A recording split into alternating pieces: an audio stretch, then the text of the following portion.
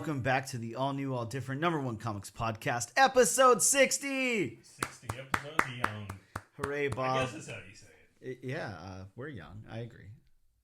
I'd like to think so, but, as each day goes by... Bob, we're young at heart. That's all that matters. Again, as each day goes by...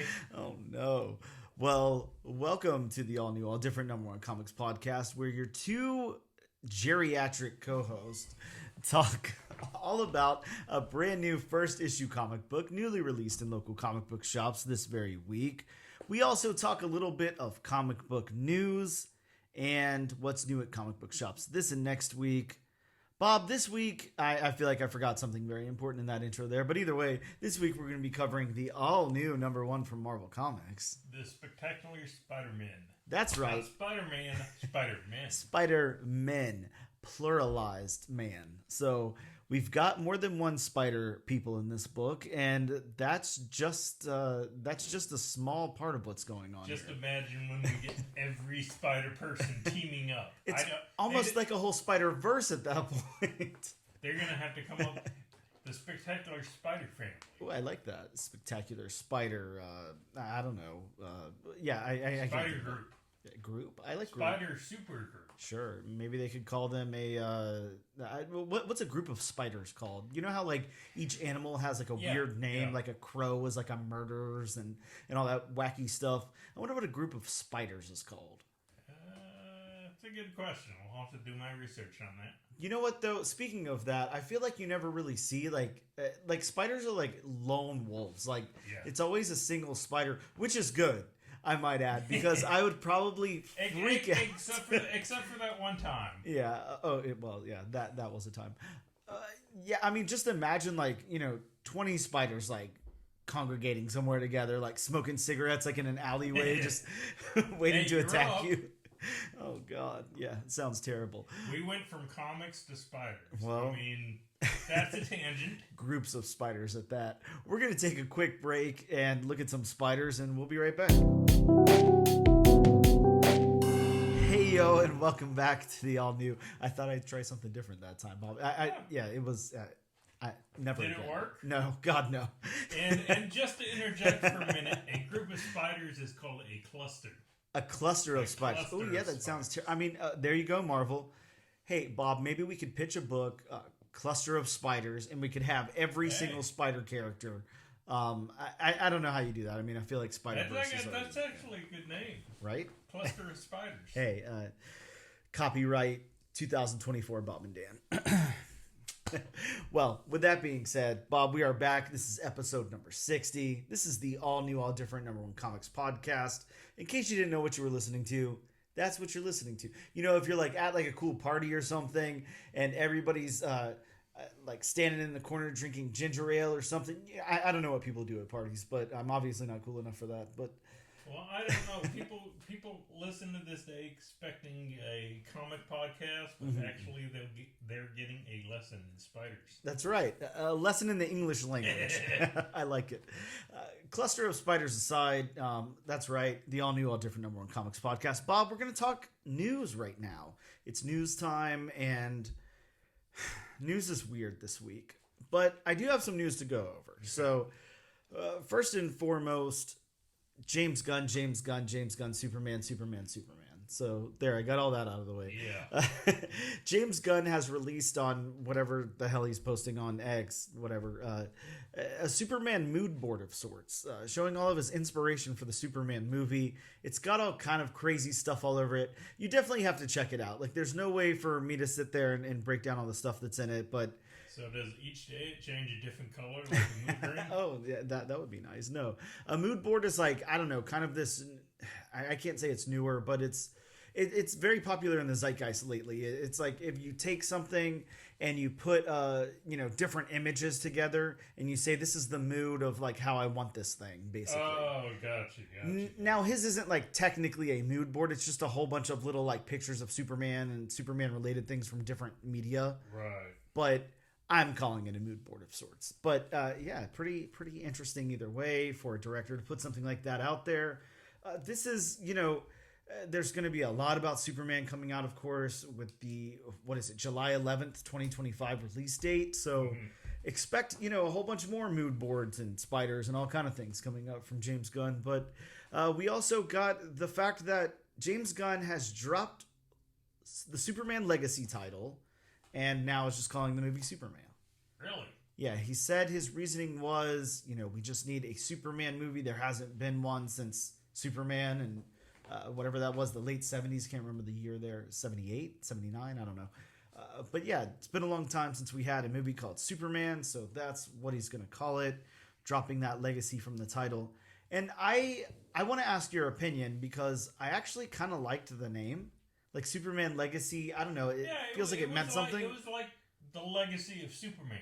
Yeah, like it seemed like it had something behind it. Yeah. And I'm not saying that I think this will be a bad movie or anything. I'm sure they're going to, try their best with it and all that, but we know DC's track record. But with that being said, like it almost feels like it cheapens it a little bit.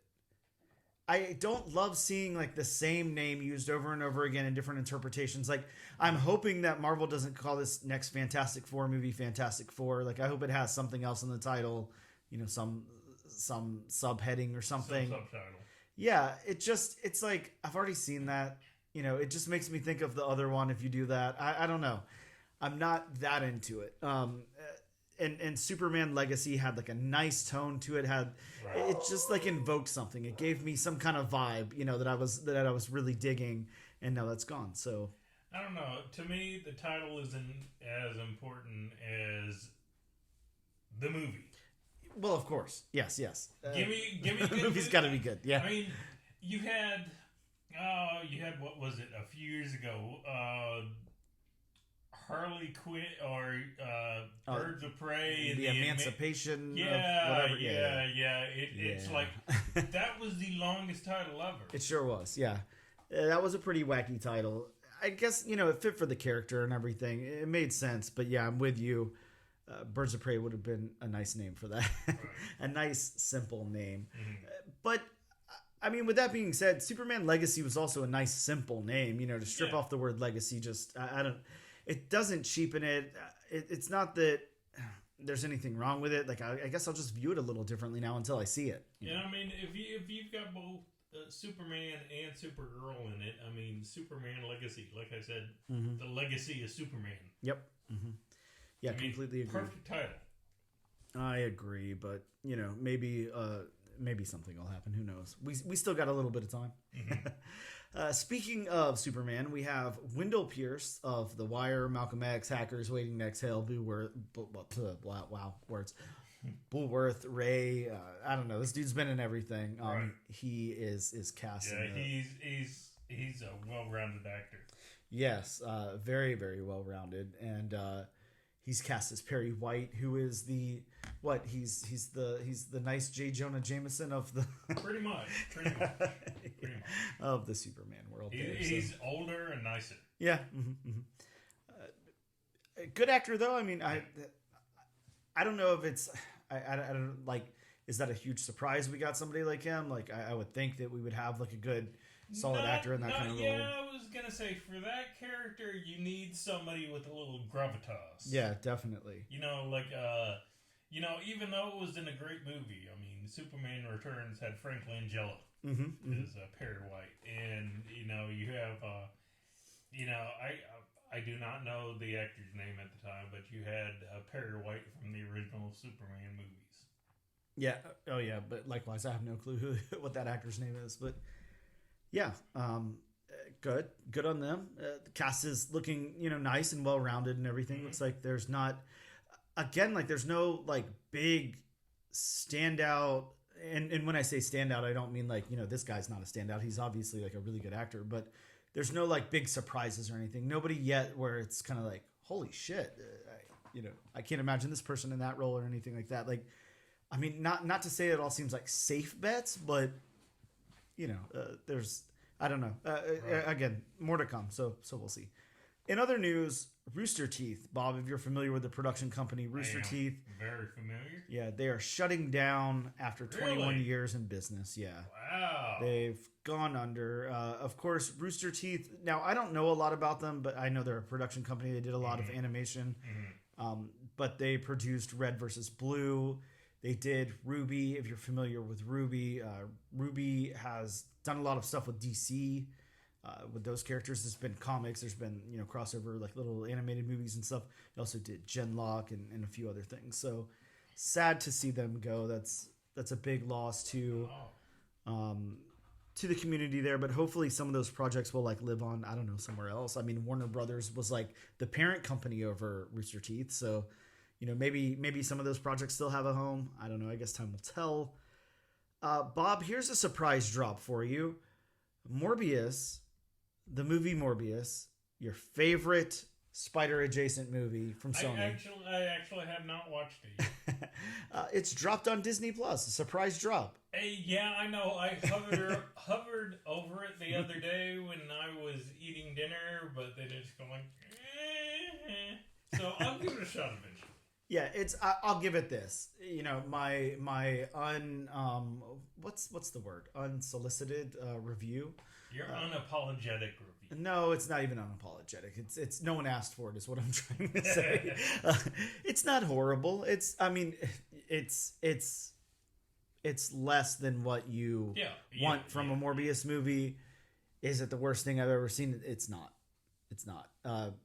Think Suicide Squad. Think there's way worse comic book movies out there. Suicide Squad? Because you didn't like either one. I really didn't like the newest one, the Suicide Squad. I thought that was the worst one. Mm-hmm. At least the other one was dumb and campy enough to be fun somewhat. This new one didn't do anything for me. Mm-hmm. So, sorry. I know that's my opinion alone. I know many people don't share that sentiment. But, yeah, I don't like that movie. So, whatever. Next up, Bob, here's some kind of big news. And you and I haven't talked about this. I did a bonus episode over the weekend with two guest co-hosts, and we talked about a Scout Comics book. And have you seen the Scout Comics controversies that are out there right now?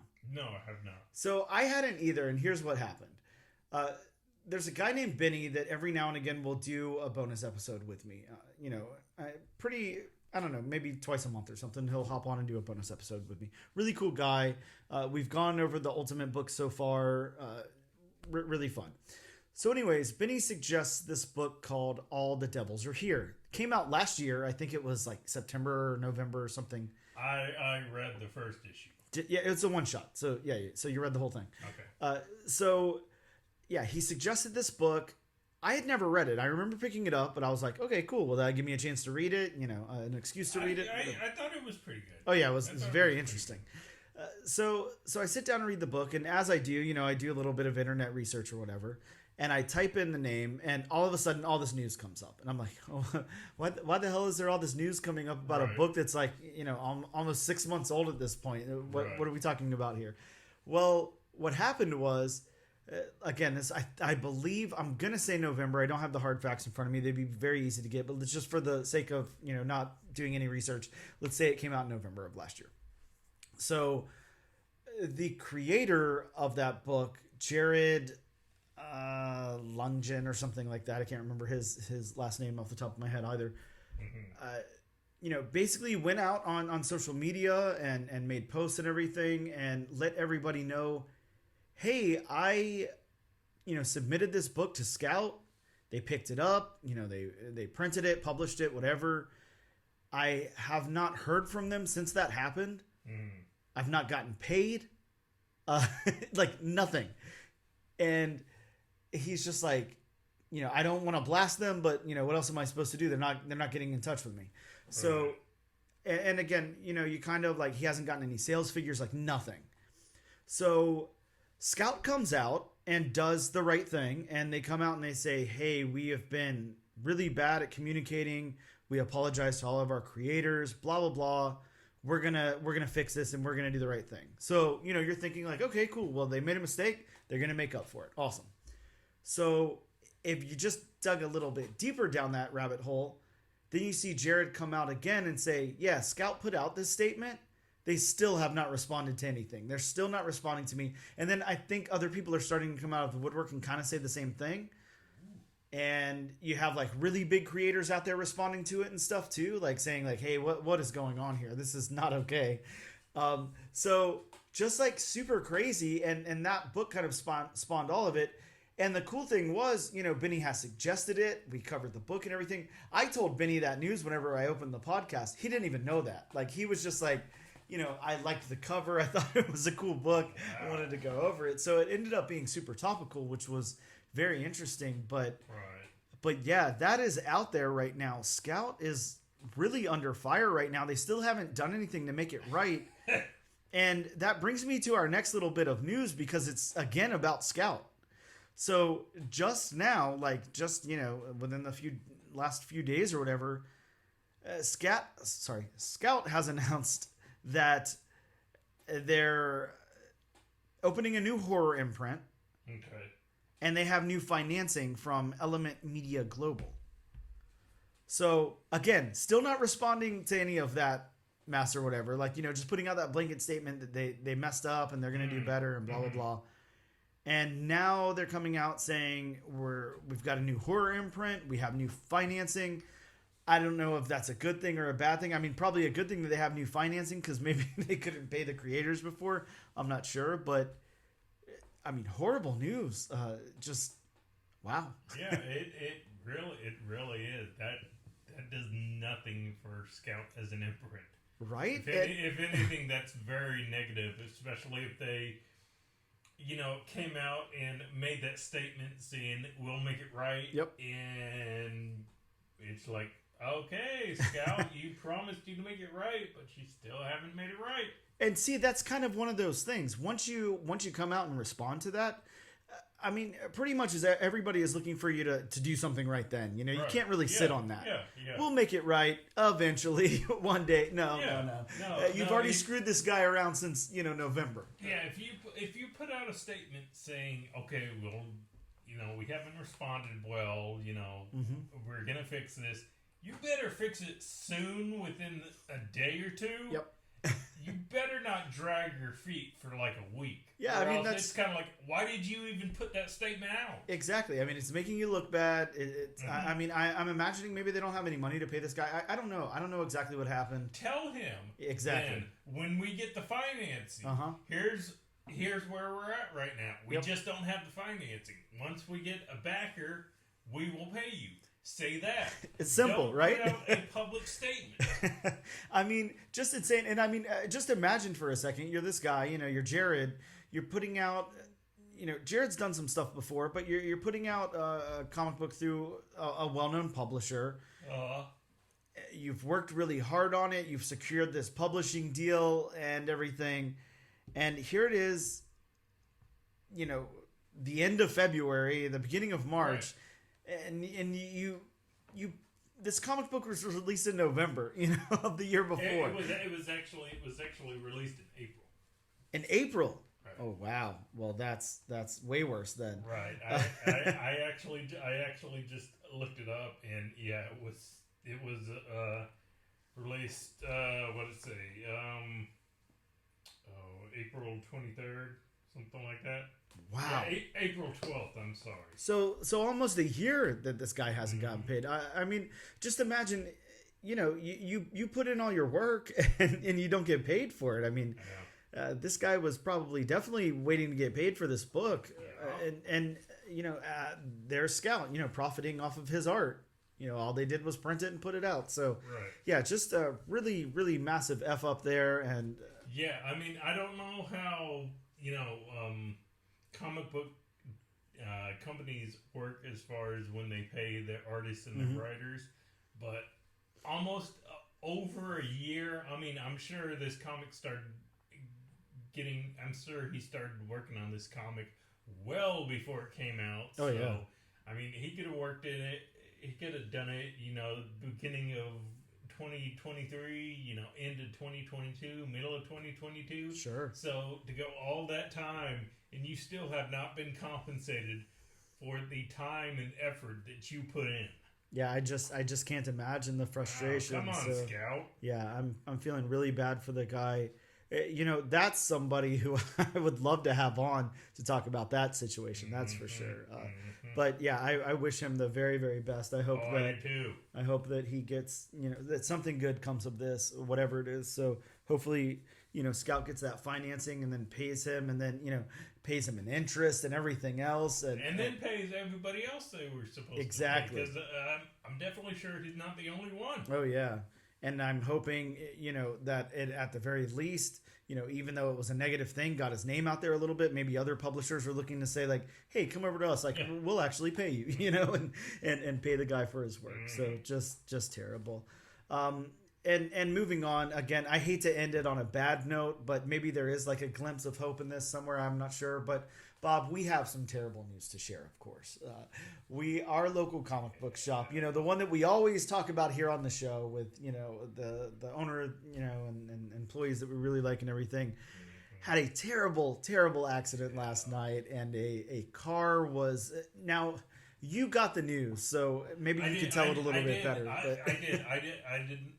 I saw nothing on News4Jax. I had to go to First Coast News to find something about it, and it was talking. Of course, the most important thing is Santana, the girl who runs the front counter. She got injured, so she received treatment. So of course, that's the most important thing. Oh yeah. She's okay. Well, thank God for that. But what the article was talking about that I read, it wasn't a very lengthy article, so it didn't go into great detail. But bottom line is, it was talking about, I guess it happened in the parking lot, and the female who was driving, I believe it was a female who was driving the car.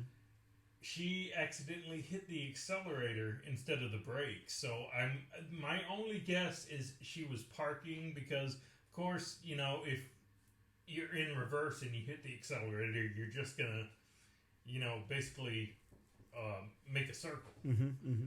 And I guess she hit the accelerator hard enough to get over the curb, and it just ram into the storefront.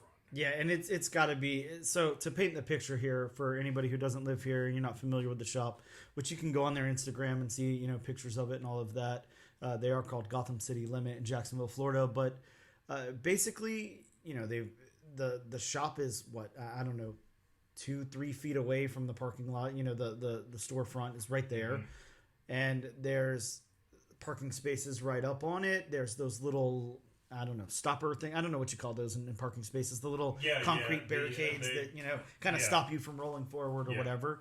And then there's a little bit, I would say, maybe no more than 4-inch elevated, like little sidewalk in front of the store. So all you're talking is that little barricade and then the little sidewalk in front of the store. And then the whole rest of the store itself is, just glass. It's glass, the door is glass, all of that. And this person, for whatever reason, whatever happened, they slammed on the gas and instead of the brake and completely crashed through the store. So ruining the entire storefront, ruining all the glass, whatever product was right there. And then, like Bob said, the worst case scenario, actually injuring that employee that was in the store at the time. So really, really sucks. Hopefully she is, makes it out of that perfectly okay. But I can imagine that would be a very traumatic experience, and yeah, oh God, I don't even know what you do after that. But yeah, it's crazy, and that that just unfolded last night, so that sucks, and obviously feel really bad for them and everything they have going on now. Bob and I, today's Wednesday, Bob and I were not able to go get our comics from that shop, so. Yeah, just sucks. Really, really sucks for them. So keep them in your thoughts, whatever those are.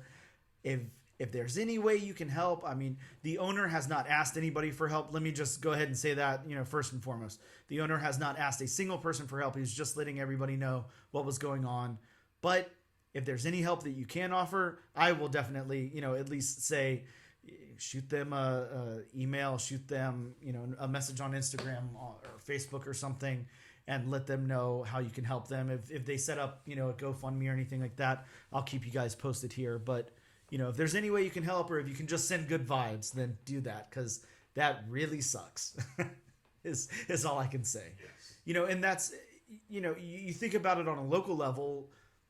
Again, we're here. We're in a big city, Bob. We're in Jacksonville, Florida. This is a pretty big place. Mm-hmm.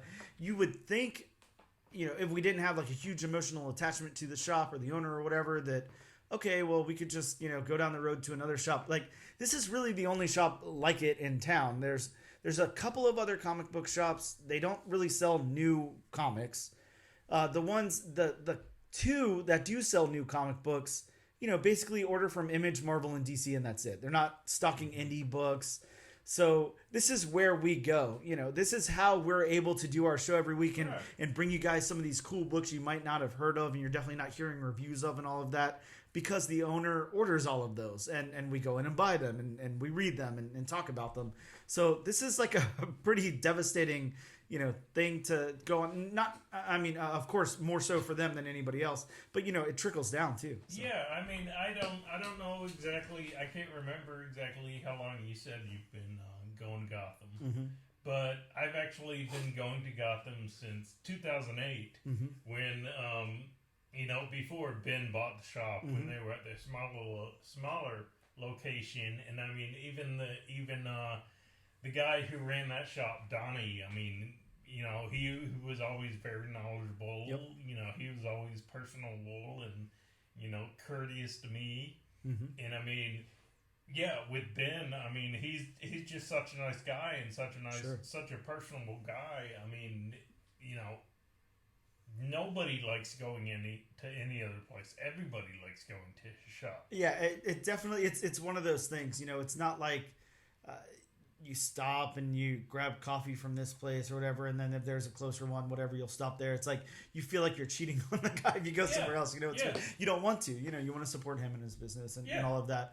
And like you said, he's very supportive of us as well. Always asking what he can do to help us promote the podcast. So every time we post a story or anything on Instagram, he reposts it and all of that. So a really, really good guy. And yeah, just really sucks that happened to him. It does. And again, if there's anything at all you can do, and we'll keep you guys posted on their recovery and all of that, which is hopefully soon. But we did have, to end it on a good note, we did get like a little bit of like good news just before you came over here, and we saw that they posted that they're going to try to open up tomorrow. So of course things won't even be close to back to normal whatsoever, but still going to try to get out there and serve this community. So that's really cool. Which, is just awesome. Yeah. That's just awesome that they would be able to even think about opening this, soon after it happened. Yes, completely. So we'll leave that at that. We'll keep you guys updated, but just wanted to get a little bit of local news out there as well. And again, if there's anything you can do, even if it's just sending good vibes, then do that. That is Gotham City Limit in Jacksonville, Florida. And with that being said, we're going to take a quick break.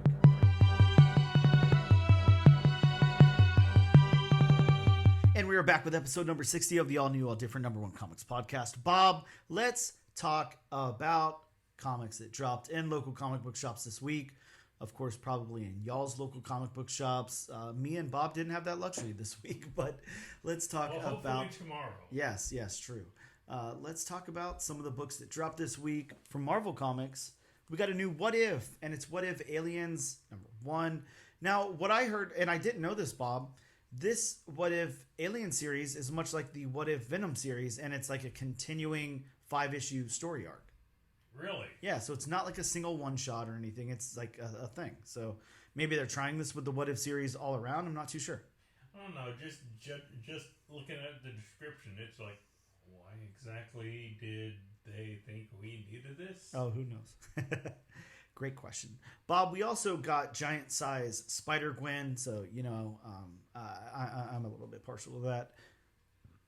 There was a Marvel must-haves in local shops this week, so you guys should have been able to pick up a free copy of Marvel must-haves Spider-Man Deadpool #1, and that's a nice, thick, free issue you can pick up with the kind of first meeting of Spider-Man and Deadpool there, and that first series, that first ongoing Spider-Man Deadpool series.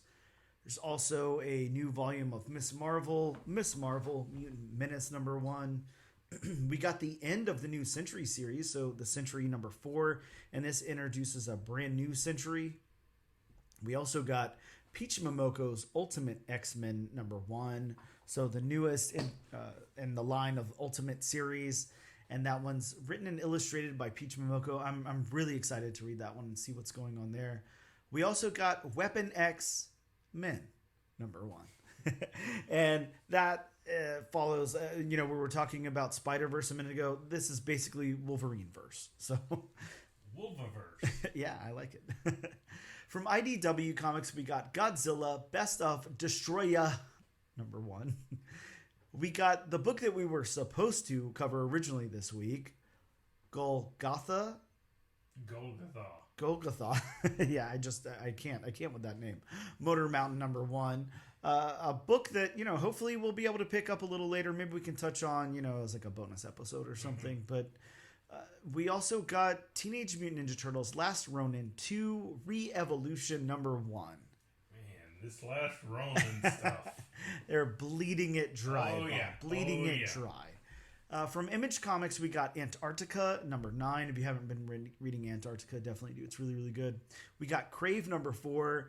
And Crave has been an insane book. If you're not familiar with Crave, it's a story about a hookup app like that's being used in like a college, but it has crazy horrific repercussions and kind of ousts everyone, and it's just insane. No, nothing can go wrong from an app. No, especially not a hookup app.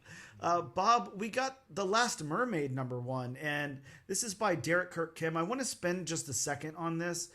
Of course, and I announced it in the show, and I, of course, told Derek and everything as well, that, Derek and I did an interview. We talked all about this book. We talked for like almost an hour. It was really great, and I lost that interview. So we're just, we're getting bad news lately. But, we lost that interview. I can tell you this, though. I did go out of my way to go to another shop that had a copy of this. I picked it up, and I read it this morning. And it is, I already thought the book was going to be fantastic. It is like, I'm going to do like a short like bonus review on it or something myself. I don't know. I'll find a way to discuss this book on air. But it is like a 12 out of 10. Like, it is such a good book. And it's one of those books, and I know you have this with movies, books, TV shows, whatever. Every now and again, there's something where you read it or watch it and it ends and you're just like, no. I can't wait. I can't wait for the next thing to happen. No. Trust me, I've had some recent comic books. Yeah, exactly. It is so ridiculously good, just so amazing, and I highly suggest everybody go out and get a copy. And it actually is in that like kind of magazine style, format. Like it's bigger, which we were just talking about last week how we hated that.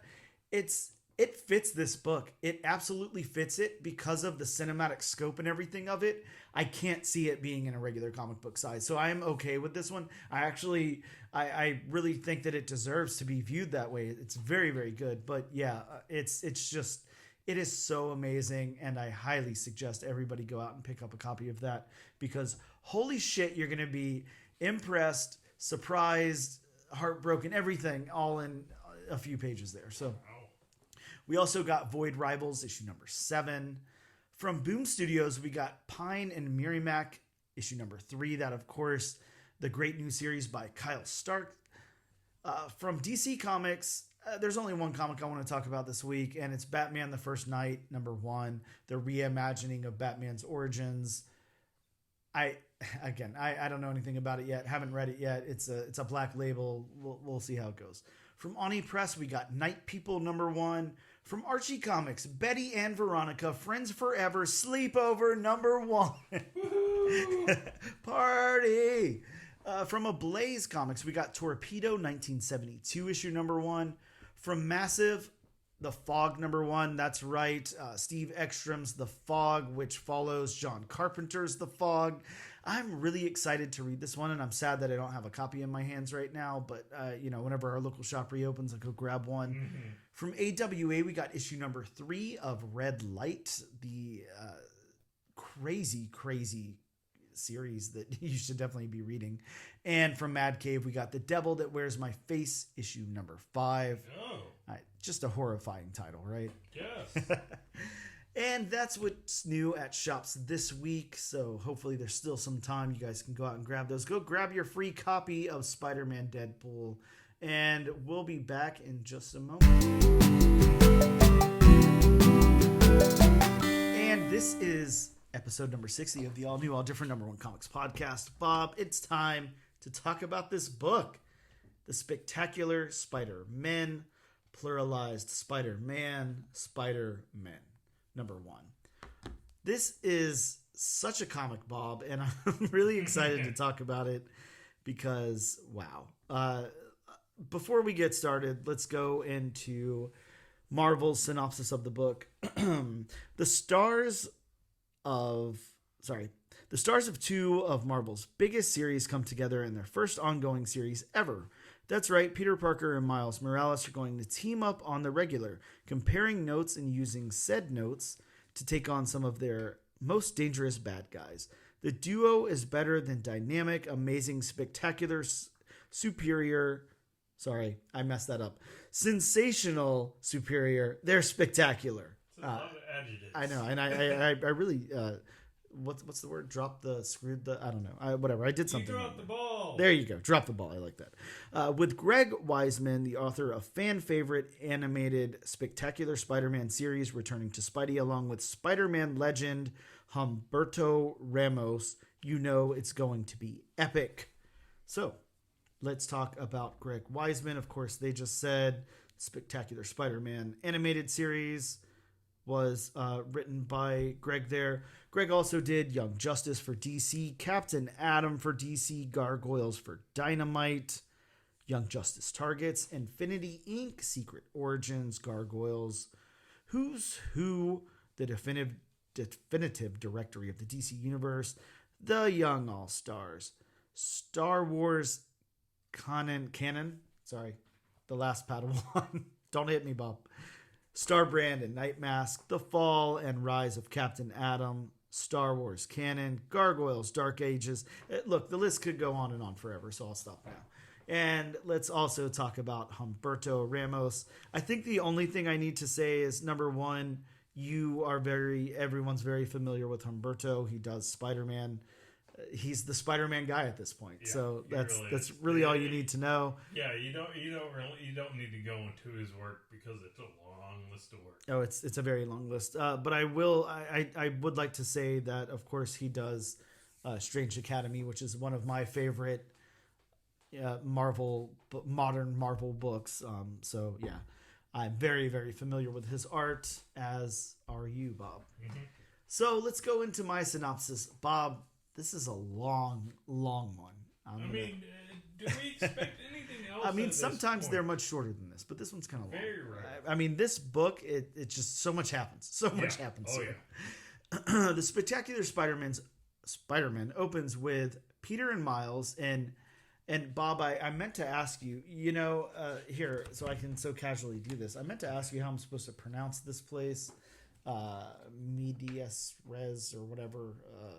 Medias Res. Okay, good. I have no idea what that is. So, the Spectacular Spider-Man opens with Peter and Miles in Medias Res battling the Jackal, and Miles reminds Peter that he promised that their weekly meetups were supposed to be just a hangout session, not for fighting crime, or as Peter coined it, arachnobatic. Thank you, Bob. Thank you. I was waiting for you to come to my rescue on that one, and you did.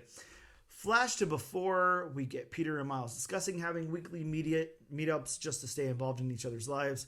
Back to now, Peter acknowledges that the Jackal is much more hulked up than before.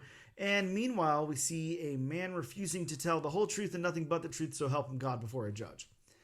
Back to the fight between the Spider-Man and the Jackal. Peter tries to take off his mask, but finds there isn't one. Flash back to Peter and Miles, their first scheduled weekly meetup at the Coffee Bean at Peter's old college. Peter tries to make himself a regular. Peter then runs into Nigel. I never. Sean Gwynn. Oh, wow. Yeah, I have no clue how to say that last name. My apologies. And I know it's a common name, so I should be able to say it. There was actually an NFL player with the last name Gwynn. So. Well, there you go. You should know if there's a sports team, then Bob knows. And she is Flash Thompson's old girlfriend. And Miles runs into an old friend, Cedric. Cedric sees a flyer to get paid to do beta testing, and then we flash over to now as Miles Morales finds out the Jackal is Peter's old science teacher's younger brother, Miles Warren.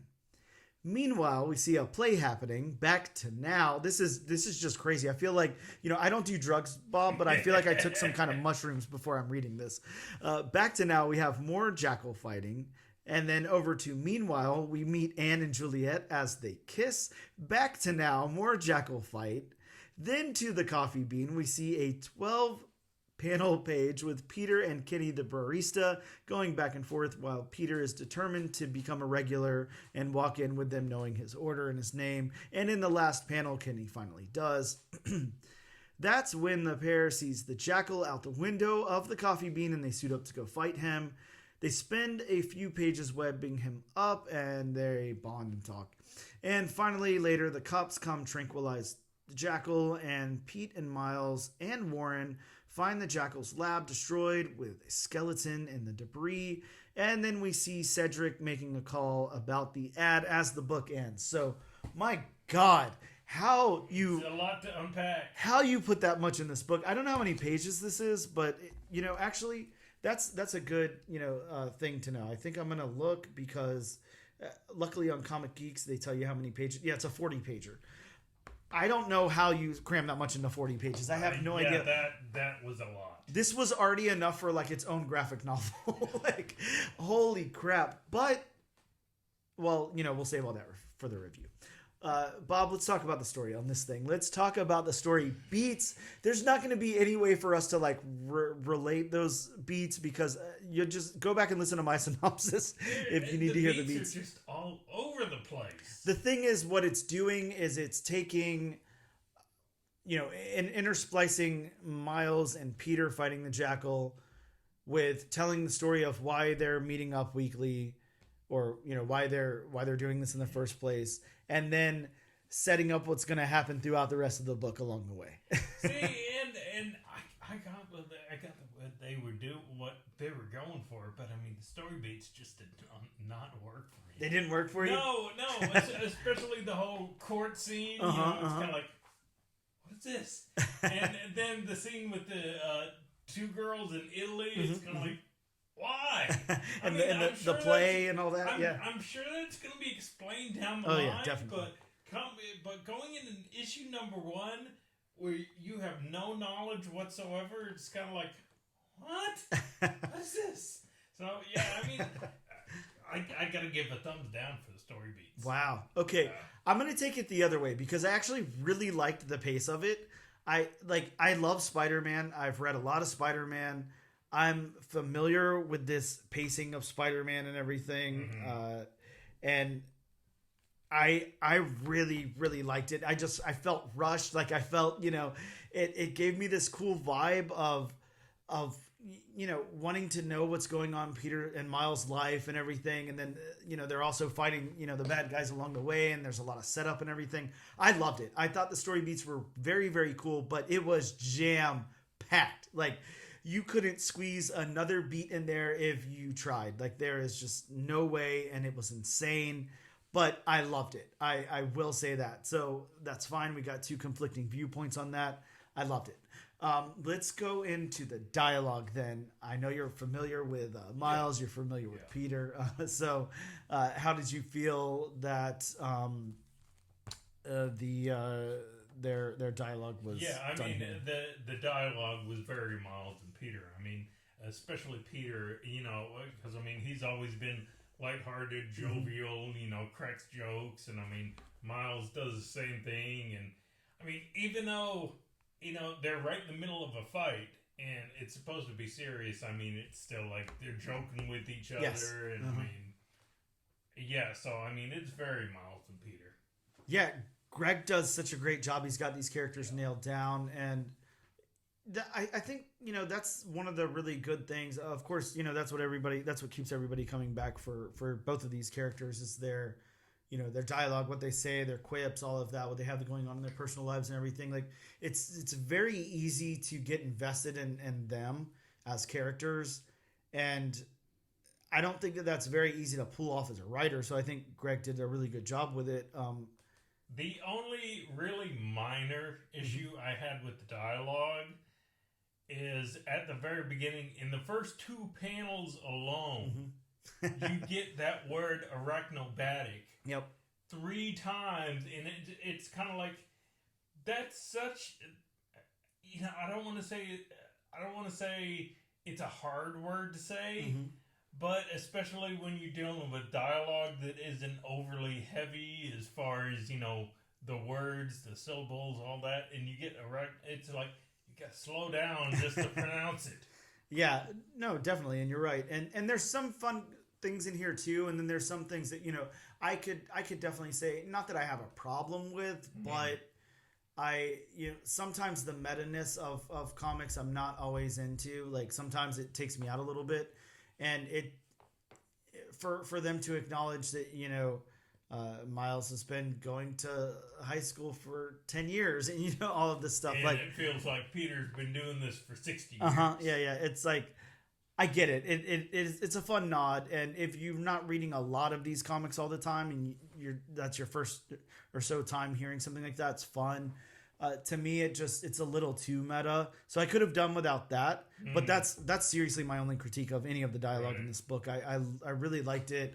I really think that Greg nailed the tone of these characters' voices very, very well, very well.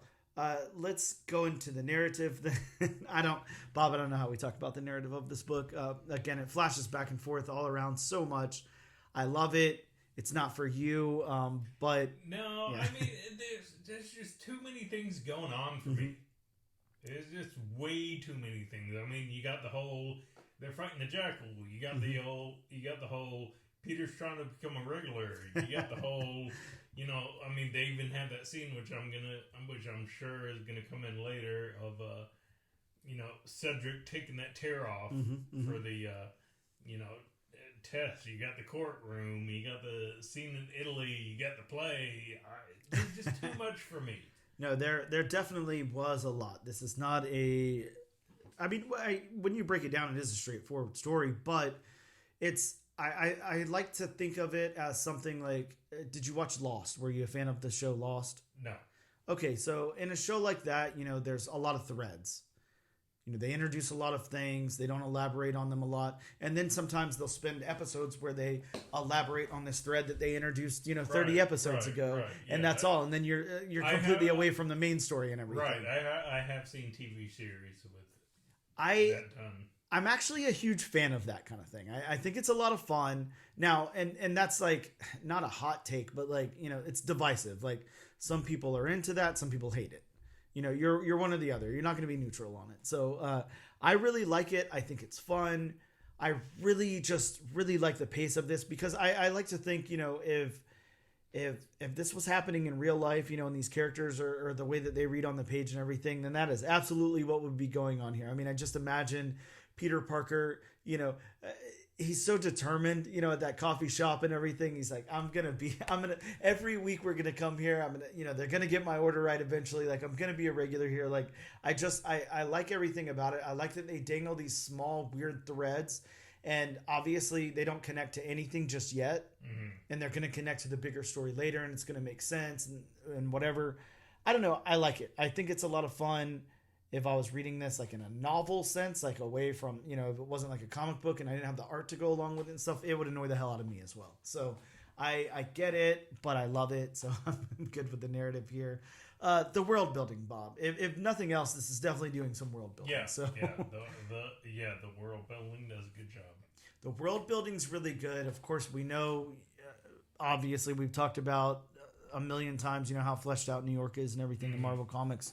I would say the world building here, though, I really like how they kind of flesh out this coffee shop where everything's, happening. I like the introduction of the characters. I like the introduction of Cedric and what's going on with him and everything. I really like a lot of this. Yeah, this is definitely doing something for me. But yeah, the world building is really good. So let's go over to art. Humberto Ramos. Bob, this is gonna be I think the most challenging part for me because I love Humberto. I think that he does a really good job. Obviously, like I said in the get go, he's the Spider-Man guy. Mm-hmm. I'm gonna critique him though because there are some things that I would like to say that I could have used, a little less of or a little more of or whatever whenever we break this down. But let's talk about the characters first. Okay. I'm gonna go ahead and say this. I love Miles and Peter in costume. Mm-hmm. I don't love them out of costume. I think they look good. Yeah, I'm gonna kind of agree with you on the same way. I mean, they're, and I know a lot of things are going to this nowadays, but it's got too much of that anime influence. I'm with you. Yeah. I don't know. Just something about it. Miles looks a little too young. Peter's hair looks like he's from 1997. Like, there's just something about it that's... Right. And again, I'm digging here because I really want to critique Humberto. He's a very good artist. So let me say that first and foremost. I respect the guy. He's very, very good. But I want to dig a little deep here because I really liked this book a lot. And I don't want to just sit here and praise every single thing about it. So if I can find anything that didn't 100% connect for me, I'm going to go ahead and call it out. So yeah, I think that the characters, I just would have liked to see a little bit less. I'm with you, like that anime influence or something, like a little more. I feel like, while this is the same style that's in Strange Academy, I feel like a little bit more was put into Strange Academy than what's put in here. I know it's a different book. I shouldn't compare the two, but I mean, I'm seeing it in the costumes and everything. I'm just not seeing it in the regular everyday Peters and Miles. Right. So I think that's my kind of critique of the characters. Mm-hmm. And then, the next one is probably going to be the worst thing that I can say about the book. And that's the backgrounds. Whenever they work, they connect and they work. Like, you've got it open to the university here. It looks great. Everything's fine. I mean, yeah, true. We don't really have clouds in the sky and stuff. Like, it's missing a little bit of detail, but I think that's okay given the book. And, there's a little bit of detail given to like the sidewalks and stuff like that. Not much, but there's just way, way too many panels where there's nothing happening in the background at all. There's nothing fleshed out. It's a blur. If it's not, it's just colors. I would have liked to see more in the background here. Yeah, definitely. I'm not gonna disagree with you on the fact that they're just a little too many panels where there's just nothing. Mm-hmm. It's just colors that are blended together. So yes, yeah, which I get. I mean that's when they go close up on characters, I get that's why it happens. But I mean, there's just a little much. Like, you have it open on one page where they take down the jackal, and unfortunately, just the background is totally white. Mm-hmm. Mm-hmm. I mean, I was thinking to myself reading it, why not put a little bit of detail to show exactly where it is? Because it goes from one panel where you do have a background and it takes place in a room because you can see the walls, the top of the walls, the overhead lights, but then it just goes to a white background. Yeah, I'm with you, and again, I wanted to point that out. I mean, I know you're the background guy. This is that's definitely your thing. I don't want to take away from that, but it just it did for me. It was just a little. And sorry to interrupt. No, please. But, you have this page where it's got the 12 panels, and Pete's trying to become regular. Yep. And he and Kenny are doing the back and forth over, what's your order, stuff like that. I get that from the side point of view, it may be looking out a window, but there's no detail at all. Yeah, there's nothing. I mean, you got 12 panels. I mean, you can, play around with it, put a little bit of detail in it, put, a window frame, put people walking past the window, all that. I'm with you because I see, in certain panels where Humberto really does, things to the background and he's very capable of it. And then, the panels like that. And it's, I mean, I get, having diverse, stuff going on in the book and everything. I'm fine with that. I just think that, for consistency's sake, you're looking at an open book and then one page, there's no detail whatsoever in the background. Then the next page, there's heavy detail on certain parts and then other parts where it's a solid color. And like, it's just very inconsistent. Right. I mean, you get this one panel where they see the jackal outside the window. And I mean, you can see the pastries, you can see the countertop. I mean, you can make out all the patrons in the building, and then you get that. Then you get those panels where it's just like one solid color or two colors blend together. It's just kind of a little. That's an odd choice. Yeah, yeah, it definitely leaves a lot to be desired in the backgrounds there. How about the locations, Bob? I'm going to let you lead with the locations before I step in and say my piece, but how did you feel about the locations in this book? I mean, I thought the locations worked. I mean, you got the coffee shop, you got the exterior of Empire State, you have the inside of the buildings, you have, what's supposed to be Italy, which I thought was drawn really well. So, yeah, I like the locations. Yeah, I'm with you. I really like the locations in this. And, of course, this being more on the writing side than the art, I really like the places that this goes. I like, I feel like, I've hung out at the Coffee Bean now. Like it feels very lived in. It feels very well done. But, yeah, I like all the locations that this takes me. I think that they're all fleshed out very, very well. I think they look great. Whenever we get all the detail and stuff in the locations, like it's just there's a lot there. And it's really good. Yeah, I mean, I can't say enough good stuff about the locations on this. Last but not least, Bob, the colors, and I will do my best to stall while I look at the individual color artist on this book. But yeah, how did you feel about the colors here, which are done by nice and slow Edgar Delgado? I like the colors. Yeah.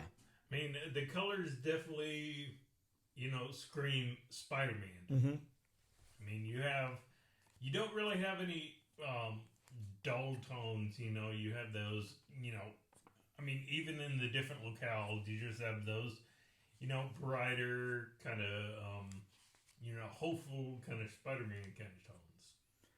I'm going to say this, and this is my last, critique, but I do want to get it out there. I like the colors. I think they pop. I think they look really good, and they work well with Humberto's art. Like, they look good. I think that it's heavily shadowed in certain areas, and I'm fine with it outside and in, like, the moody parts, like we have it open to the panel now, and the meanwhile while that play or musical or whatever is going on. And that's fine, heavily shadowed and everything.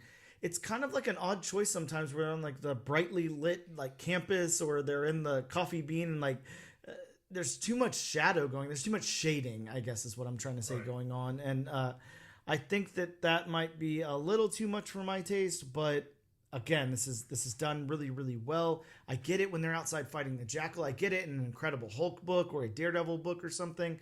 It just seemed like, show me some like happy, bright sunshine here, like on the fun parts. Why not? They're just very heavily shaded. So that's the only thing I'll say about that. Bob, that gets us to, our end of the review, of course, our recommendation or not recommendation. And you want to go first? You want me to go first? I'll do it. All right, do it, Bob. So now this book just personally, it doesn't do it for me, and honestly, I'm not going to recommend it. For everybody. I mean, longtime Spider-Man fans. Yep. I'm sure we'll enjoy it, but I just wouldn't recommend this book as just for number one issue. It was way too. It was all over the place, and again, like I've said before in the past, that's not what a number one issue should do. Mm-hmm. I mean, yes, you should have, stuff that's going to lead into the subsequent issues if you have a ongoing or a 4-issue or whatever. But for a number one, you should make it clear, concise. It just didn't do it. Understood. And I'm going to come, of course, I think, we already know what I'm going to say here, but let me just preface with, the fact that we're getting two hugely beloved characters, two characters that I really love, Miles Morales and Peter Parker. We're getting, their setting. We're getting these two guys together. They're quipping. They're, talking about, they're exchanging notes, everything. They're scheduling these weekly meetups. Then we get a new super... I mean, I know they use the term hulked up or hulked out or whatever. Jackal in this book, a villain that I personally like a lot. Mm-hmm. We're getting some, fun characters like Cedric in here. I really want to see what he's gonna do. I love these threads. I like them a lot. It was all over the place. Definitely, it was a chaotic book. It was a very insane read. I absolutely recommend this. I think that if you like Spider-Man at all, if you just like Marvel Comics, or if you're a fan of, this sort of narrative storytelling, like absolutely, this is done really, really well. I really enjoyed this a lot. And this is definitely, I'm having such a good week reading comics so far. The Last Mermaid was so good, and I was sad when I, turned to the last page. I felt the same exact way with this. It was it was done so well, in my opinion. And I love it, and I highly, highly recommend this to everybody listening. Go check out issue number 2. Go pick up issue number 1, whatever you got to do there. With that being said, you got one not recommend and one recommend. So, we did the old thing again, and we got, one from each side. So there's a little bit of something either in here for you or not in here for you, is I guess what we're saying.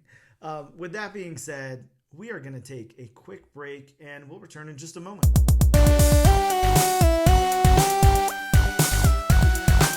And we are back with the all-new, all-different number one comics podcast, episode number 60.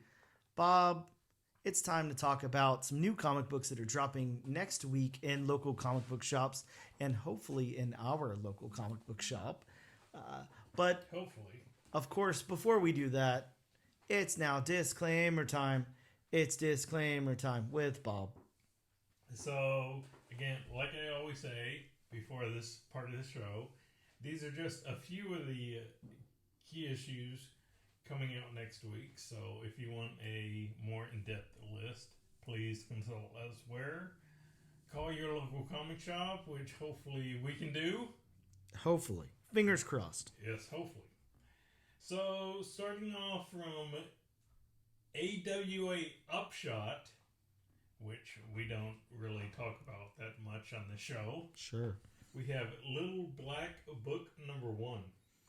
Bob, in this comic, a straight arrow handyman finds himself in the crosshairs of a ruthless crime syndicate along with his pregnant wife, but his deceased father's little black book of underworld contacts may prove to be the answer to his problems. Sounds like a very interesting premise. It sure does. Horror Western is how I'm hearing it described. From Dark Horse, we have John Carpenter's Toxic Commando, Rise of the Sludge God, number 1. That's a title. And this one sounds great, but unfortunately, I don't think that it actually drops next week. Okay. I'm seeing conflicting reports of that. But if it does, grab it for the name alone. Sounds fun. It's humanity's last hope against a toxic future rests with a private group of commandos who battle an ancient evil awoken during a search for clean energy. So, Captain Planet. He's our hero. Gonna get pollution. Oh, I should quit. Well, a book that I know is coming out next week from Image Comics, we have Napalm Lullaby number 1. That's right. Rick Remender returns with the epic Napalm Lullaby, issue number 1. This one's about a child with unimaginable power being raised to believe he is a god by a cult of zealots, utterly confident in the moral authority of their religion. Very interesting. Right. Going to DC Comics, we have Batman and Robin Volume 3, Number 7. And speaking of cults, Bob, this one has the introduction of a cult that worships Man-Bat. Huh. Hey, I'd gladly be a follower of that cult. The follower of Man-Bat. From Dynamite Comics, one I'm looking forward to, Thundercats Number 2. This one has a first appearance. It's a female Thundercat. Her name is Calica? Calica.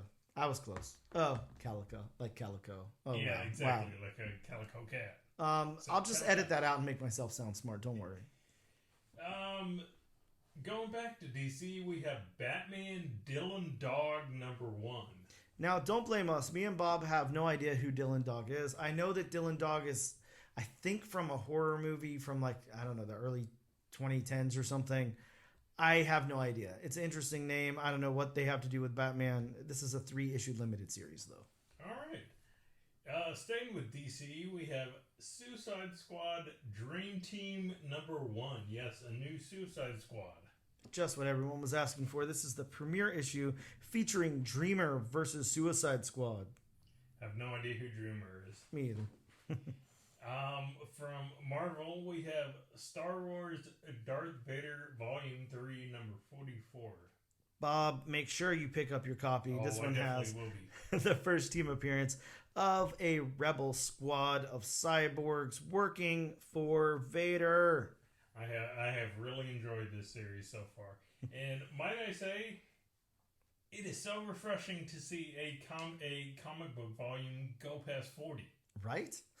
Yeah, you don't typically see that very often. No, you do not. Staying with Marvel, we have Symbiote Spider-Man 2099 Number 1. This one is a 5-issue limited series featuring Miguel O'Hara, bonded to a symbiote facing Kron Stone, a.k.a. Venom 2099. Very interesting. From Marvel, we have Black Widow and Hawkeye Number 1. Yes, this one is a 4-issue limited series with Black Widow bonded to a symbiote. And finally, sticking with Marvel, we have Ghost Rider Final Vengeance Number 1. Bob, we always love Ghost Rider. This one has the Hood becoming the new Spirit of Vengeance. Mm-hmm. And just a couple of other books of interest coming out. We have a free copy of Jed McKay's Blood Hunt Diaries, issue 0 from Marvel, as well as What If Venom number 2 and Ultimate Black Panther number 2. We also have Transformers number 6 from Image Comics, and the publisher that we don't really want to speak about, but I guess we will, from Scout Comics, we have Roman Ritual and The Veil, both from Scout's newest imprint, Scout Europe. So I guess they're just screwing over creators across the sea too. Hopefully they actually get paid. Yeah, I agree. From Boom Studios, we have I Heart Skull Crusher number 1, a book that, another book you can grab just for the title alone. Mm-hmm. We also got the Displaced number 1 second print. Make sure you pick that up because that book was good. It was. From Massive, we got Washed in Blood number 1. From Dark Horse, we have Tom King and the whole creative team of Supergirl Woman of Tomorrow, my apologies. The whole creative team on this book called Helen of Windhorn number 1. IDW has Star Trek, Sons of Star Trek, whatever the hell that is. We also got Beneath the Trees Where Nobody Sees, issue number 4. Opus Comics has Phantom Halls number 1 and San Julian's Witches Sabbath number 1. And from Valiant Comics, that's right, my favorite publisher in the game, Bloodshot Unleashed Reloaded number 1. Can't wait for that one. So many adjectives. That's okay. It's Bloodshot. I'll take it. I'm fine with the adjectives if it's Bloodshot. That about wraps us up for the day. Thank you guys so very much for tuning in and checking us out. But Bob, what about the book? We have to choose a book before we wrap up. You guys didn't hear Bob off air ask about the book because I clearly know that we have to cover the book for next week. And we all know I didn't mess up anything there. So the What mess up? Yeah, exactly. I don't know what you're talking about. We've got 3 books on the wheel, brought to you by the lovely wheelofnames.com, not sponsored by yet. Come on now. It's coming, don't worry. By the end of this show, Bob, by the time we're 80, they're going to sponsor us. I know it. We've got 3 books on the wheel. One from Marvel Comics, Ghost Rider Final Vengeance. Let me not try to say that too fast. Number 1 from Boom Studios, I Heart Skull Crusher number 1, and from AWA Upshot, Little Black Book number 1. So it's time to spin the wheel and find out where we land. Bob, do you have any predictions? Is there anything you're hoping it lands on? It looks like we're going to be doing, drum roll please, Ghost Rider Final, God, I can't say that. Ghost Rider Final Vengeance number 1. That's the book we'll be covering next week. Wow, Bob, I think this will be like the 3rd time we've done a Ghost Rider book. Yeah. That's very fun. It's become a Ghost Rider podcast. I like it. We have Cullen Bunn and Ghost Rider always. So very fun. With that being said, this time, thank you guys so much for tuning in. Thanks for checking us out. Of course, you can find us on social media. We are on Instagram at, ANAD_1 Comics Podcast. We're on X at ANADNO Comic Pod, and on TikTok at ANAD1 Comics Pod. You can check us out on YouTube as well under the Comic Book channel. This and every single week, we like to give away a comic, the comic that we covered. Wow, it's definitely time to go. And all you have to do to be entered in our weekly giveaway is use the hashtag #AllNewAllDifferentNation, and Bob would love to, post his page, send you a copy of the book. Thank you guys so much for checking us out. We'll see you next time.